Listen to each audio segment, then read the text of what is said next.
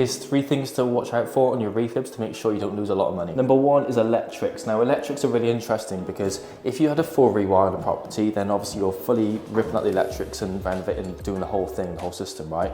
But when you're doing a partial rewire or just a part of the electrics, you need to be really careful because you don't know the standard or the quality and spec of the actual electric so far.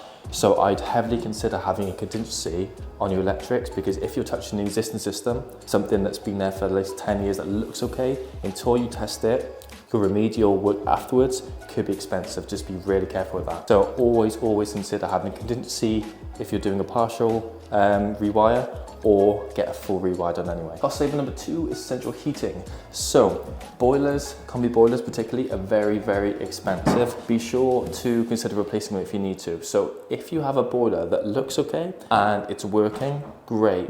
But make sure it's a good brand, make sure the longevity is in place, and make sure that you're considering replacing it just from a longevity point of view, because you need to make sure that when you're spending money on a refurb, you want to be able to set and forget about it. And if you've got a boiler that works, it's all right, but it might die off in 6 months, it might be worth considering spending money now on a good quality one to save longevity. Number 3 is flooring. So flooring is interesting because what's really important is making sure, yes, it's good quality, but you don't have to spend a lot of money on flooring, especially carpets. What's more important with carpets, for example, is having a thick underlay, really thick, and then having a good quality dark carpet as the actual carpet itself. You don't need to spend a lot of money on carpets. Just make sure it's good quality enough and get a really thick underlay so that when people walk in it, it's nice and soft, but you don't have to spend a crazy amount of money on it, especially for buy-to-lets. If this helped anyone at all, give us a follow.